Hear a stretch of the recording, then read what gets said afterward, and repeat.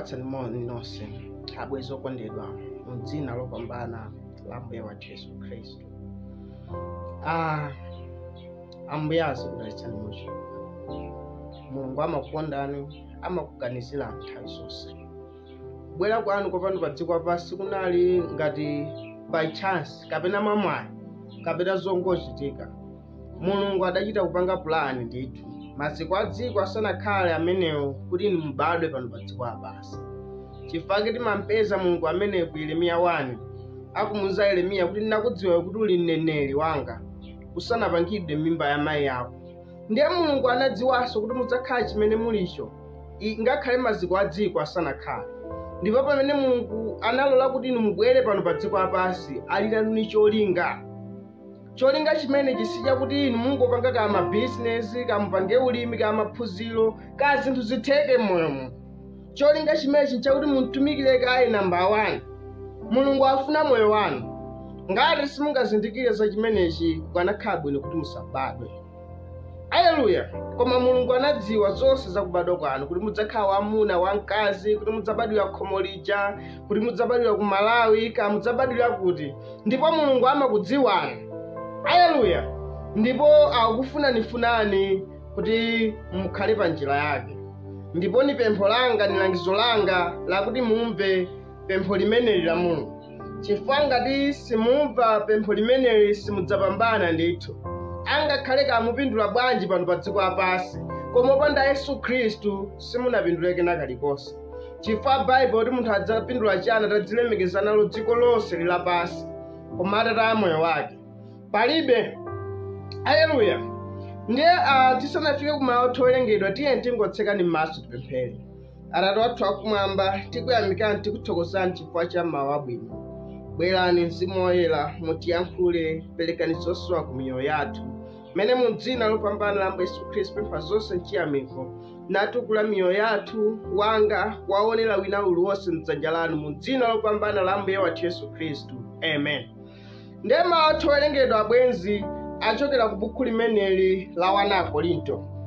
1 Korinto 6 verse ya 2 lekeza 3. 1 Korinto 6 verse ya 2 lekeza 3. Bible likuti, kapena kodi simudziwa kuti oyera mtima adzaweruza dziko lapansi? Ndipo ngati dziko lapansi liweruzidwa ndi inu, mulosayenera kodi kuweruza timitundu tochepati? 3. Kodi simudziwa kuti tidzaweruza angelo? Kuposa kotani nanga zinthu za moyo uno. Haleluya. Ndipo pamene tawerenga apa bwenzi timafuna titengepo phunziro lathu lakuti oyera mtima adzaweruza dziko lapansi. Sina ameneyo. Haleluya. Koma ni monga mawu a Mulungu amene tawerenga. Monga tikudziwa bwino lomwe kuti Paulo samangolemba zinthu izi, samangoyankhula zinthu izi payekha, koma amayankhula mwa Mzimu Woyera. Haleluya. Ndiye verse ya 2 akuti, kodi simudziwa kuti oyera mtima adzaweruza dziko lapansi? Usonyeza kuti pali anthu ena ake amene samadziwa ku Korinto, ndipo pali anthu ochuluka lero lino amene sadziwa kuti oyera mtima na amene adzaweruza dziko lapansi. Haleluya. Anthu onsewa amene ali mu dziko lapansi osakhulupirira Mulunguwa adzaweruzidwa ni oyera mtima. Haleluya. Ndiye nkhani yathu imeneyo, oyera mtima adzaweruza dziko lapansi. Ndakuti oyera mtima amene adzaweruza dziko lapansi akuti ndipo dziko lapansi lidzaweruzidwa ndi inu, akuyankhula kwa oyera mtima. Akuti ndipo ngati dziko lapansi liweruzidwa ndi inu, muli osayenera kodi kuweruza timitundu tochepa? Kodi simudziwa kuti tidzaweruza angelo? Ndakuti oyera mtima amene adzaweruza dziko lapansi adzaweruza anthu komanso adzaweruza angelo. Ni angelo ati amenewa amene oyera mtima adzaweruza? Nkhulupirira kuti angelo amenewa ni angelo akugwa amene anachimwa pamodzi ndi Lucifer. Onsewa adzaweruzidwa ni oyera mtima. Haleluya. Kutero kwa anthu oyera mtima musapeputse, musachepse. Haleluya. Anthu oyera mtima ni nduna amenewa zikuluzikulu zimene zidzaweruza dziko lonse lapansi. Zidzaweruza mapresidenti, majaji ochimwa dziko lapansi awa. Haleluya. Oyera mtima amene adzaweruza onse awa amene ali pano pa dziko lapansi. Ndiye pempho langa abwenzi kuti mukhale gawo la oyera mtima amenewa. Chifukwa oyera mtima amenewa ali ni cholowa chachikulu zedi mwa Mbuye wathu Yesu Khristu. Haleluya. Ndiye tikhala tikupitiriza nkhani yathu ikuyibakira ni malemba ena ngati ku Mateyu 19 verse yake ya 27. Verse ya 27 lekeza 30. Bible likuti, pomwepo Petro anayankha nati kwa iye, onani ife tinasiya zonse ndi kutsata inu, nanga tsono tidzakhala ndi chiyani? 28. Ndipo Yesu anati kwa iwo, indetu ndinena kwa inu, kuti inu amene munanditsata ine, nkubadwanso pamene Mwana wa Munthu adzakhala pa chimpando cha ulemerero wake, inunso mudzakhala pa mipando 12, kuweruza mafuko 12 ya Israeli. Haleluya. Ndi Petro amenewo anali nchodandaula kwa Ambuye Yesu Khristu. Haleluya. Verse ya 27 iyo Petro akuti, ife taonani tinasiya zonse ndi kutsata inu. Anasiya makolo awo, anasiya nyumba zawo, anasiya maukonde awo amene ankawedzera nsomba. Anasiya zonse zija kuti amutsate Ambuye Yesu Khristu. Ndi Petro amafunsa kuti nanga tidzapindula chiyani titasiya zonse izi? Ndi Ambuye Yesu Khristu akumuyankha Petro. Haleluya.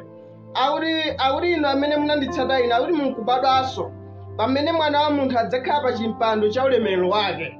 Haleluya. Nkhupira nthawi imeneyi ni nthawi yachiweruzo. Haleluya. Chifukwa Yesu Khristu adzakhala pa mpando wa ulemerero wake kuti aweruze dziko lapansi, kuti aweruze mafuko onse. Haleluya. Zimenezi tiona kotsatira kwa uthenga wathu. Verse 29.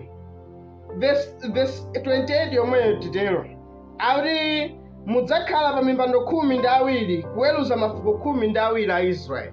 Ndi akuti nthawi imeneyo akuti ophunzira akewa, haleluya, adzakhalanso pa mipando 12, haleluya, kuweruza mafuko 12 ajani a Israeli. Ndiye cholowa chimene akuchipeza ophunzirawo, haleluya, china mwa icho ni kuweruza mafuko 12 a Israeli. Ophunzira 12 adzaweruzanso mafuko 12 a Israeli. Iwowa cholowa chimene chipeza nchoweruza naye limodzi Ambuye Yesu Khristu. Haleluya. Ndiye mukhozoona kuti choyankhula ichi chikufanana chimene Paulo akuyankhula kwa Korinto kuja, kuti oyera mtima adzaweruza chani? Dziko lapansi. Omutsatira Yesu Khristu, okhulupirira Yesu Khristu, haleluya, adzaweruza nawo dziko lapansi. Ndipo oyera mtima adzaweruza dziko lapansi limene, adzaweruza anthu osakhulupirira wazungulirawo. Haleluya. Uthenga ukamalalikidwa abwezi ni chiweruzo.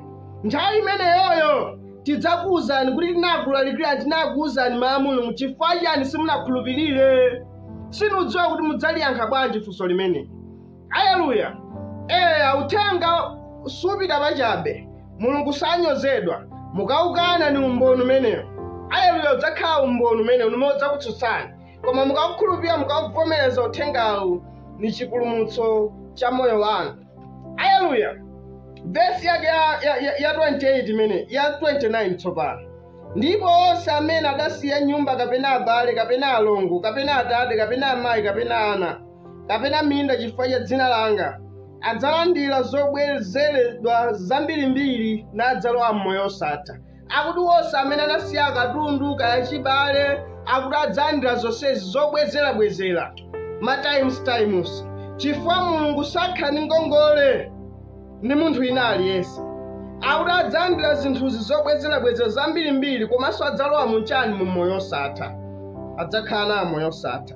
Koma ambiri oyamba adzakhala akuthungo, ndi akuthungo adzakhala oyamba. Akuti oyamba nthawi imene adzakhala akuthungo adzakhala otani? Oyamba. Awo amene amaoneka ngati akuluakulu otsogola pano pa dziko lapansi, awo adzakhala akuthungo. Nthawi imene oyera mtima amene amaoneka onyozeka, amene anyamula dzina Ambuye Yesu Khristu, anyamula mtanda wake, nutchulidwa mayina osiyanasiyana achipongwe, kuti oyera odzigubuduza, otengeka-tengeka, zinyatsi, anthu ozerezeka, anthu amene mitu yawo ni yozizira yoti sigwirawo. Haleluya. Mudzaona nthawi imeneyo akukhala oyamba akuweruzani. Chifukwa mmayenera muwalemekeza, osati kungowalemekeza kokha, koma mukhulupirire, nanunso mutembenuke mukhale gawo la kukhulupirira dzina la Ambuye Yesu Khristu. Ndiye taziona kuti zimenezo ni mawu a Mulungu. Haleluya. Ndipo oyera mtima amenewa adzaweruza dziko lapansi.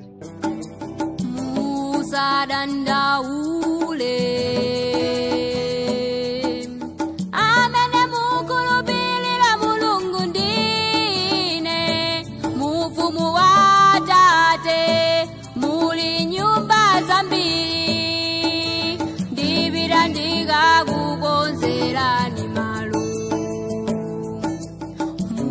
musadandaule inu. Amene mukulupirira Mulungu ndine mufumu wa Tate muli nyumba zambiri, ndipita ndikakukonzerani malo. Ambuye akubwera mwakonzera